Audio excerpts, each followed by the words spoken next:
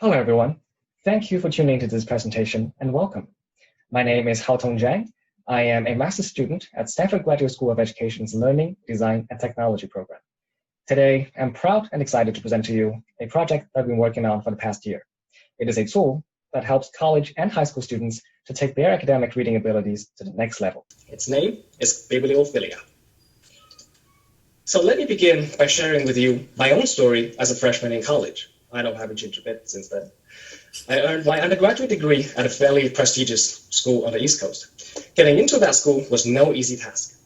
I still remember to this day just how much effort I put into college preparations in high school, from getting all of those A+ in schoolwork to preparing for the SATs and extracurriculars, as well as crafting all of those exaggerated college applications. With all that hard work, earned academic success, and I was lucky enough to get into the school that I eventually wanted. However, when I began studying in college, I was immediately struck by how different learning was and the skills that are required to succeed. Out of personal passion, I took courses in philosophy, sociology, and computer science in the first semester. Immediately in the first week of class, I already found myself immersed in oceans of readings that were due in just 1 week.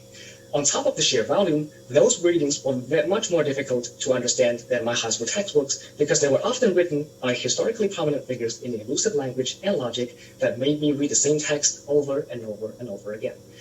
In the first few days of school, I already realized that learning in college was a complete different game. I still remember the pain in those days when I had to sit in the library for hours just to finish off this one paper because I couldn't figure out what the heck was in front of me, despite knowing the meaning of every single word. This was made even worse when I had to digest frequently over 50 pages of reading on a weekly basis so that I could bring the thoughts of my readings to class discussions and assignments. I soon realized that the underlying issue beneath all of these problems was the fact that I was not well prepared for that kind of learning in college, despite all the hard work in high school. So eventually, I had to spend years of college life just to figure out a way to read for myself. It was a brutally painful and difficult experience, and in all honesty, I have to say that I was lucky enough to be able to make it through and ended up in where I am right here, right now, today. So after going through all of that pain and learning, I wanted to create a tool at the LDT program that helped students who had similar struggles that I had. For my master's project, I initially went out to interview 15 college students at Stanford as well as other schools to better understand the challenges they're facing in terms of college learning. Surprisingly enough, it turns out that many of these students, even the ones at Stanford, are still facing the similar challenges that I had. Many of the interviewees said they also struggle with decoding their reading's language or logic, as well as extracting key information from large chunks of text without getting lost. None of these students that I interviewed said they would have done all the readings for all of their classes, and they always wished they would have done better for their reading assignments. Another interesting finding was that out of all the 15 students that I interviewed, only 7 of them had received some form of formal training on how to do the readings in college before entering their schools. And even among those 7 students who said yes, the training that they received was mostly the extra classes that they did for the standardized tests, such as SAT reading preparation tutoring. And it turns out the lack of training on reading comprehension skills was well beyond the Stanford campus. While conducting my need-finding interviews, I also launched a survey to college students across the United States and Europe. In that survey, I asked them this one question. Have you ever received any kind of formal training, such as lessons on reading academic papers prior to studying in college? With Stanford students, we already have a minority of 40% who said yes, including the ones that I interviewed. But for the students from other schools all combined, the number was even worse since a 77%, close to 80% of them said no to that question.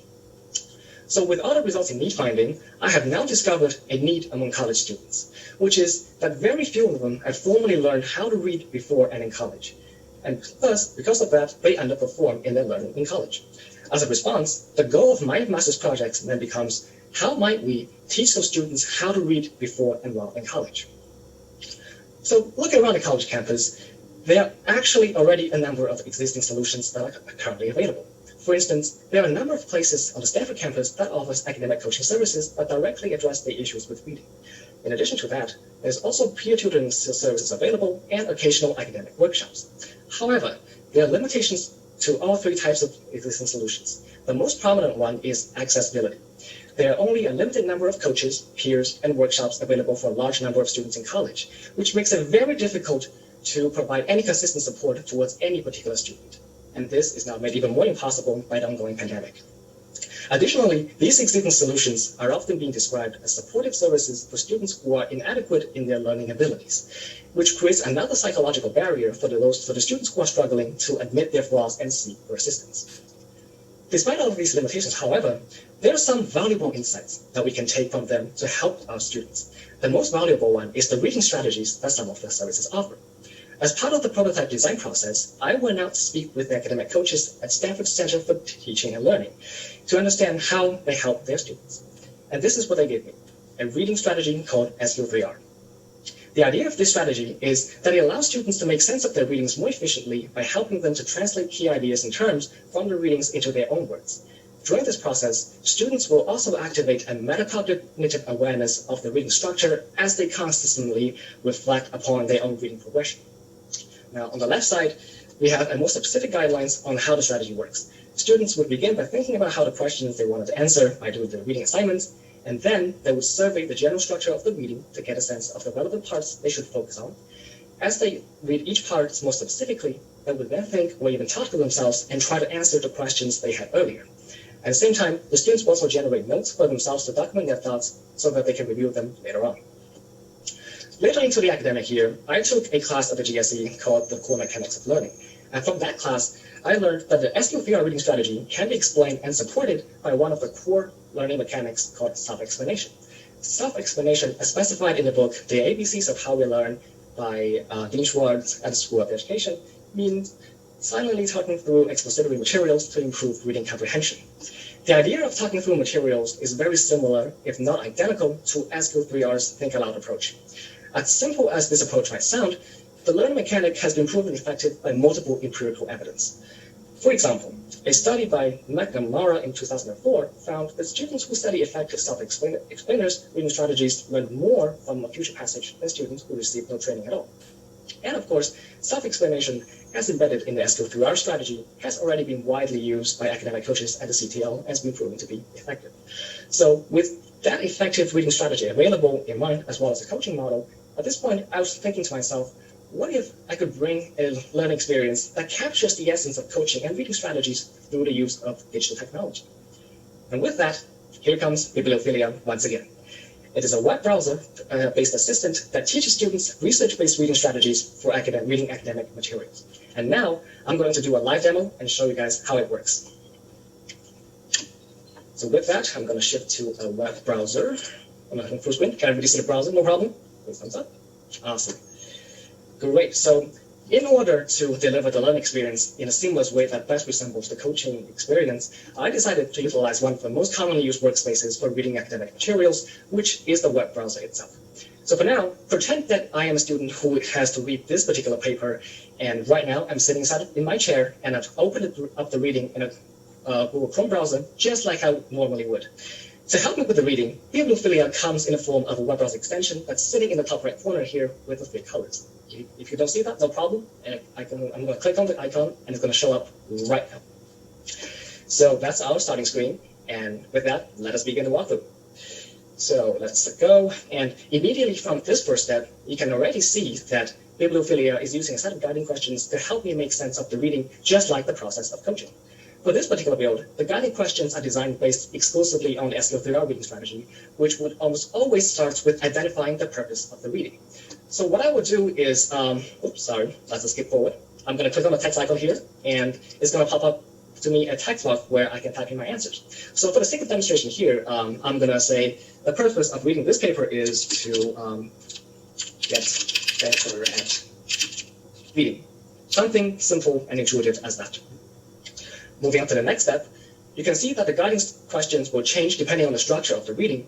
And in this case, it's asking me whether the reading has an abstract or not. So it does have an abstract, and I'm going to click on yes. Now with step 2, I'll be guided to read the abstract to get a sense of what the reading is about and how it connects with my prior knowledge. Now, everything I type in the chat boxes will be saved in real time, so that I can go back and refine my thoughts at any moment. For example, let's say that I'm reading through the abstract right now, and I notice, okay, so this is more specifically about something called a 3-path method for reading research papers.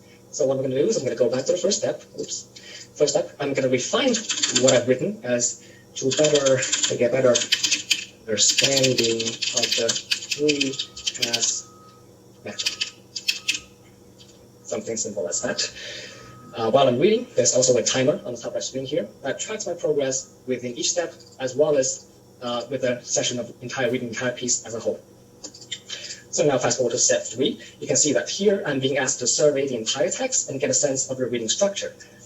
So this is something that fits along the reading as clear as our reading strategy as well. So let's pretend we do that. Moving on to step 4, I will then be asked to read the specific parts that are relevant to my reading purposes. As I read along, there's a number of questions that can also help me to guide through the readings. And while I'm answering those questions, I'll be constantly engaged in a self-explaining process. At the end of doing all the sessions, all of my answers will be saved in an archive as reading notes for me to revisit and edit at any time. So just like this. And if I go back and click on my reading notes, I could also see a list of all the reading notes that I could always revisit and further connect the dots between different articles. So that's it with the web browser. And now I'm going to come back and show you a feature that I didn't have a chance to build into the MVP, but I still think is very much worth mentioning. So besides answering the questions via text, I can also choose to record my own voice as a voice memo. Doing it so this way, I'm going to be engaging in an even more pronounced think aloud process, as well as giving the user a multi-dimensional ways of self-explanation and reflection. So there you have it.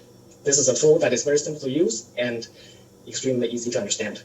But how effective is it? That is something that I ought to find out with user testing. Now, unfortunately, due to the limitations caused by the ongoing pandemic, I had to make a lot of compromises to minimize the duration of the testing with my subjects. So eventually what I did was I conducted 12 independent reading sessions with students coming from 3 universities and a variety of majors in STEM, humanities, and social sciences. With each session, I gave them selected articles that are different from their areas of study as much as possible. If you're interested in those articles, I'm happy to go over them in the Q&A session. Upon completing each reading, I then asked them to complete a post-session survey and collected their reading notes. For 4 of the participants, I also got a chance to conduct in-depth post-session interviews that serve a similar function to surveys. So here are some results. Let me begin by sharing with you a snapshot of the qualitative results from the survey. On average, participants gave a 3.88 out of 5 on the helpfulness of the SQ3R reading strategy itself.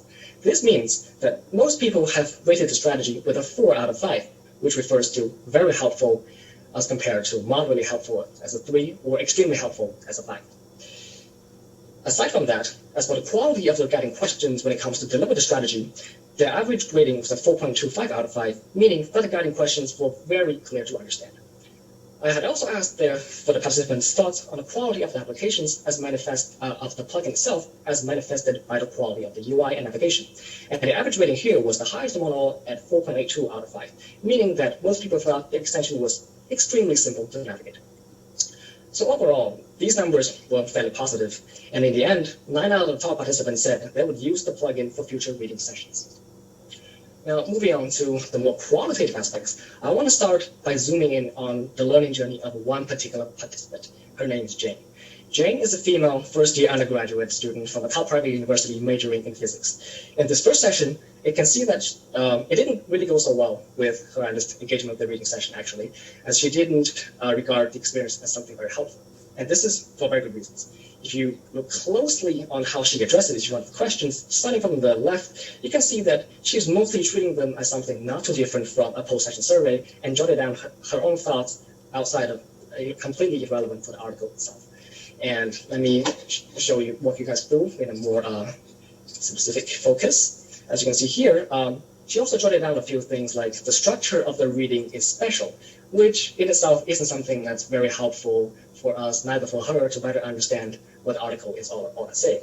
At the same time, she also didn't engage in very meaningful questions, as she had no questions at all, and she treated this question as basically a one-time post-session survey once again. So obviously, a lot of things didn't go well, but the thing is, during the post-session interview, she told me that after putting in some additional thoughts immediately after the first engagement, she felt that she had better understood what the questions were meant for, and she could have done a better job. So what I said to her was, well, how about let's give it a second try and see how it happens. So now we are moving on to the second session. And as you can see here, her performance has improved quite drastically. Starting from the left with the reading purpose, she now uses the reading purposes to note down the things that she wanted to understand very exactly, very closely aligned with the article. Moving on to the right, she now also has clearly listed the structure of the reading as intended by the question itself. If you look closely at this point to the very last sentence, which I'm going to show you once again over here, the last sentence, she's not only be able to understand what the questions are meant for, but she's also able to adapt to the questions and tailor them towards her particular need. So here she writes, I'm primarily concerned with statistics and numbers, and so I'm not answering the questions in step 4 for these. What this shows is that she's not only able to understand the questions, but she's able to show a sign of transfer by adapting the questions to suit her particular individual need. So overall, with the change in her use of the reading of the guiding questions, she found that the prototype was much more useful. Her rating on the usefulness of the reading strategy raised from a 2 out of 5 to a 5 out of 5. And she also changed her mind, as she was now willing to use the extension for future reading sessions. Now, besides Jiang, I've also collected some additional qualitative feedback from participants in the surveys and interviews. And overall, the reaction was fairly positive here as well. From reading from the first quote, from the prototype, the participant here said she had learned a lot of things from the title or the introductions where she had seldomly paid attention to. So this was a new experience for her. Besides that, there's another participant who said, I finished the entire reading session with great confidence in understanding all the key points out of reading. So once again, the tool was very helpful in terms of at least understanding the article itself. With other positive feedbacks, there's also plenty of feedback that suggests room for improvement. For instance, at one point, one of the participants said she had to go through the series of types and different questions very frequently over time as she's constantly reflecting upon the answers. So doing that, it would be very great if the guiding steps were all shown on the same page. Besides that, there's also another participant that echoed with Jiang's experience in the first session, which is the guiding questions could have been a bit clearer so that he could better understand what he had to do for each of the reading questions or what the article was discussing about. So with that, I'm going to close us off with a few possible directions based on all of the feedback I gathered. First, I hope there will be chances to conduct more in-depth user testing in the future, such as including a diary study through the fall to further validate the effectiveness of the prototype. When it comes to additional refinement of the prototype itself, I would like to strive for more clarity with the guiding questions and tailored towards the reading strategies and the UI itself for better navigation. As for the more long-term future possibilities, I hope to develop more specialized reading strategies based on different reading purposes, subject areas, and reading material formats. I will also consider building a second component of the coaching experience, which is feedback. For feedback, my current vision is to build an online component with a background keyword search for students to compare their answers with other people's. There's also the possibility of adding a natural language processing component to better visualize the audio notes. As for future market expansion, besides working with academic readings in college, I think Bibliophilia has a strong potential in standardized test preparations, such as the SATs and the GRE readings, where you would have an even more standardized format of the reading materials and the approaches and the learning goals. Last but not least, some of the users may not prefer to read everything inside their web browsers, but instead in dedicated applications such as Mandarin. Because of that, it would be a mistake to not bring Bibliophilia as a standalone application to smartphones and tablets, which can also spark interesting directions in limiting distractions caused by mobile devices. So with that, I would like to say once again, thank you for tuning into this presentation. I hope you enjoyed it. I hope you learned something useful. If you have any questions or anything you want to reach out to me, feel free to send me an email to the address shown on the screen right now. Thank you and enjoy the rest of your day.